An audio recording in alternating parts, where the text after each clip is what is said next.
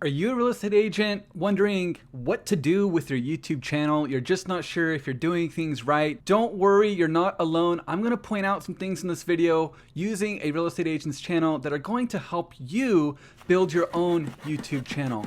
Additionally, if you stay towards the end, I'm actually going to review her website as well and point out some things that she could do to possibly start getting more traffic to her website as well as getting more leads. All right, everybody, so this is Michelle Graham. She actually reached out to me through my email, aaron@socialagent.us.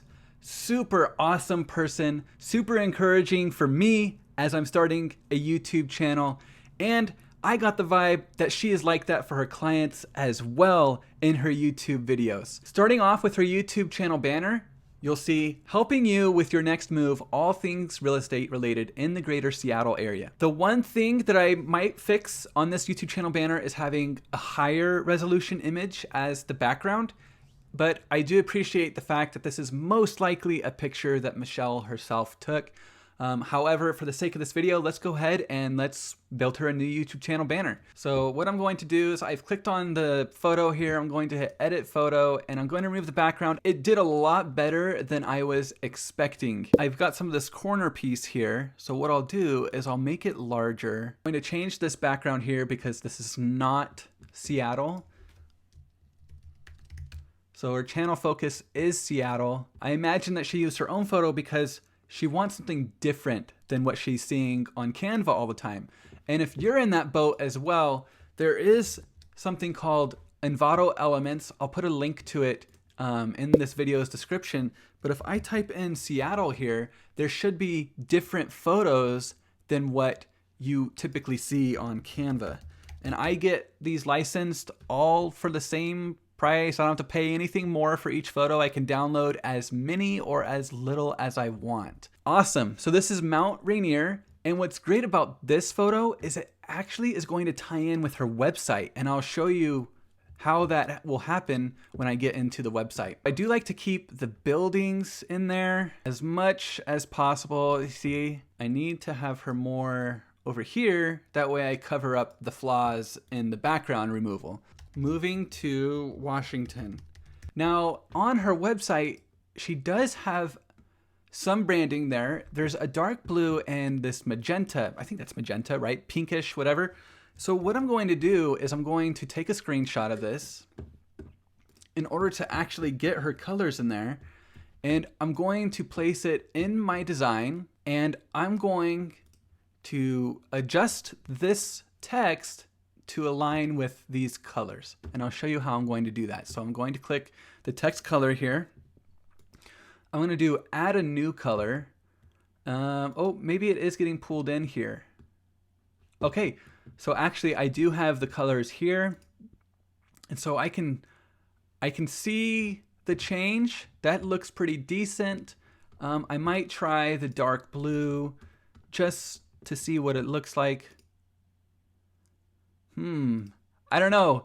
In the comments, maybe you could type magenta or the blue and let me know which one you like more. I could change the font and see how it looks. Maybe I'll make it match more with the Times New Roman type. So that's a YouTube channel banner. Now, what about her thumbnails? How are those going? They're all very different. And so what I would do is I would start with creating some type of template. So I've already got this picture here. Let's just see if we can use this one. That stamps it as hers. I'll get rid of this.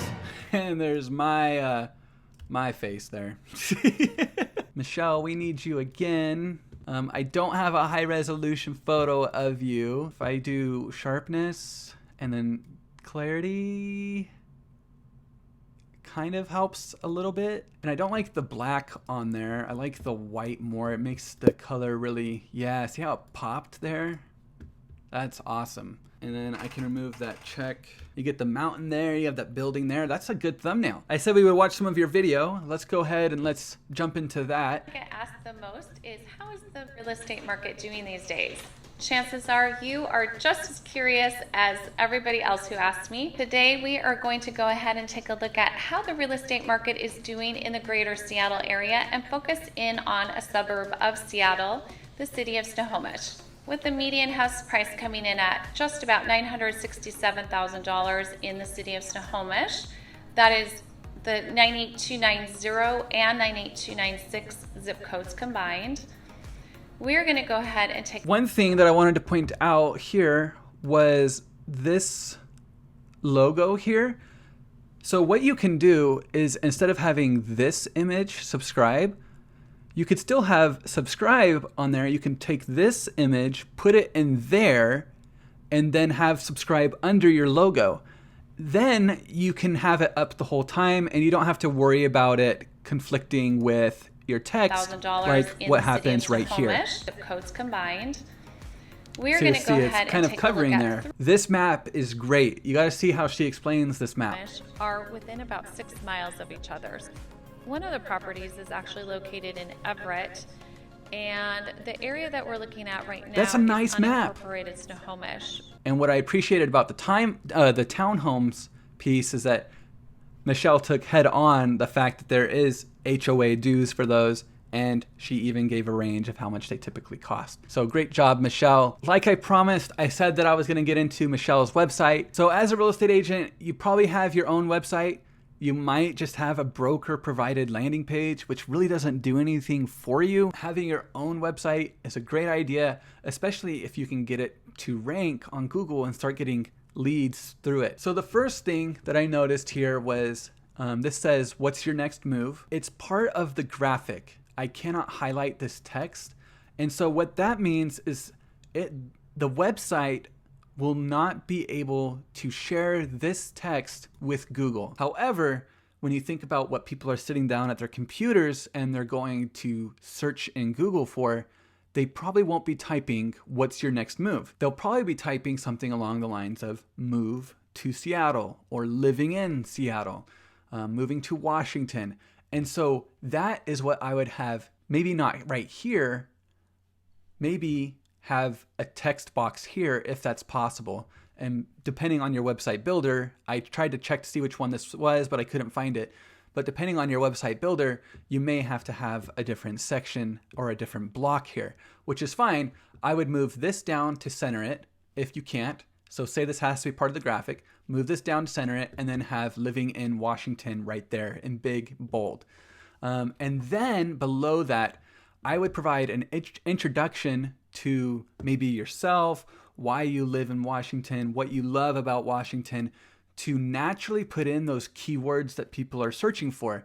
Living in Washington, moving to Washington, move to Washington, buy a home in Washington, those kinds of things, but naturally write it in a way that someone is actually going to read it, because Google also ranks you based on your readability and the time that people spend on your page. You don't just want to put a bunch of keywords on your page, because Google's going to see that and people aren't going to actually, they're going to click away from it. I would move this section up, put a picture of you on the side, kind of like how you did here, but I would put that right below if we had "living in Seattle, Washington" right there, the introduction to the website, then the introduction to you as a real estate agent. I would talk about myself in the first person.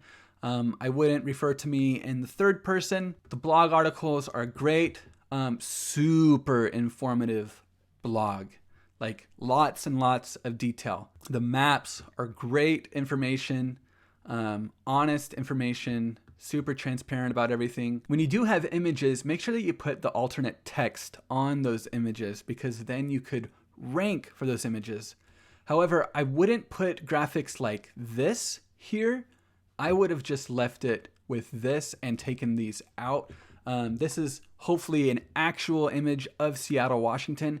And so if you have that alternate text, traffic of living in the Seattle area, or traffic in the Seattle area, as the alternate text on the photo, that'll help improve your odds of getting found and recommended by Google. I'm not sure what this is, but that might be something on the back end of the website that's just there. Regardless, the information is really good. This blog article is uncategorized, so what I would do is I would create a blog category called "Living in Washington." The thing with reviewing a website and a YouTube channel is everything doesn't have to be perfect. Even this isn't perfect, but you could still use it.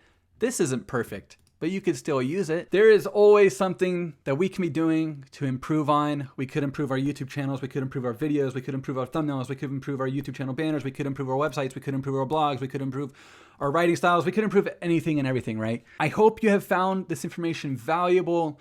I hope that Michelle, you benefited from this information, as well as anybody out there.